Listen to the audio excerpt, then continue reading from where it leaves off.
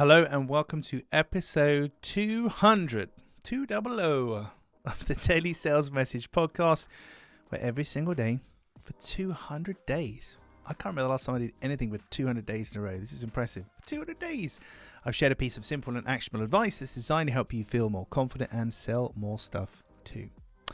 If you're new around here, where have you been? I've been here for 200 days. Where have you been? My name is James Newell. I teach people how to sell. And there's lots of parts to it. There's about 532 as of today. But the two main overarching approaches I have for sales and selling are firstly, having a clear sales message. People have to understand your offering. Secondly, having selling confidence. You have to have confidence and just be relaxed when you're communicating your offering. That's it. I make it sound achingly easy, don't I? And largely it is, really. But you just need to be doing things and saying things and following structures that maybe you don't know about, or maybe you do, but you kind of forgot to do it. You got so busy doing the do, you forgot to sell the do, as it were.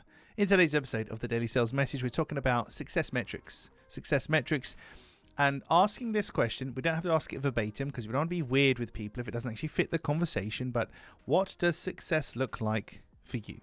What does success look like for you? Obviously, if you're laying a patio for somebody, success looks like a new patio, but talking about how are they going to gauge this? How are you going to measure whether this was a good investment or not? How are you going to judge this as a success or not? Asking your buyer that before they buy can really help you to meet their expectations and deliver, or also turn them away if their expectations are too wild.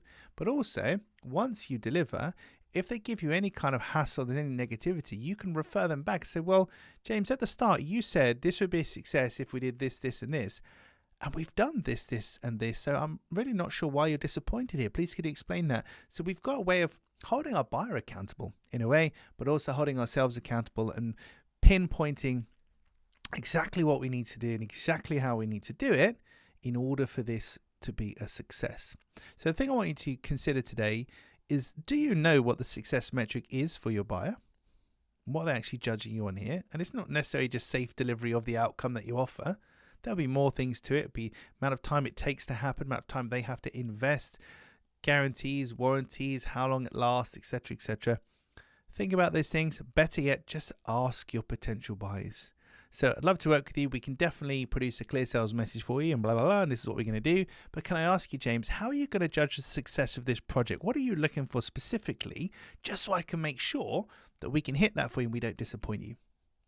Now, I think that's a really fair question to ask if done in the right way.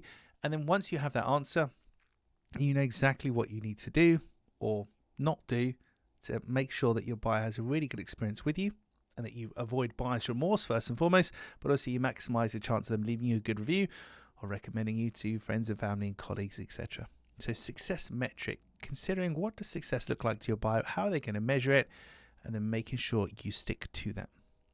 Okay, that's it. Nice short one today, episode 200 of the Daily Sales Message. In tomorrow's episode, 201, we're looking at a particular problem that you've probably had more often than not, and I've had it too.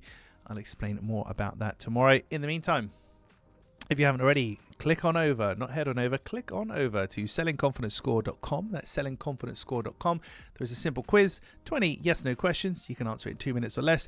You'll be given a score out of 10, not out of 20, out of 10, on how well or badly you might be doing with your sales and selling, scored across 4 key areas. And more importantly, you'll get a simple, free action plan that will give you tips and hints on how to improve across those 4 areas. So that's sellingconfidencescore.com.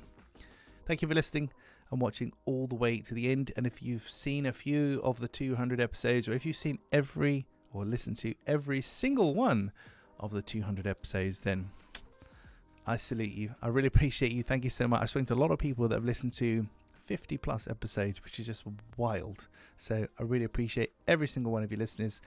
Here's to heading towards episode number 300. I'll catch you tomorrow.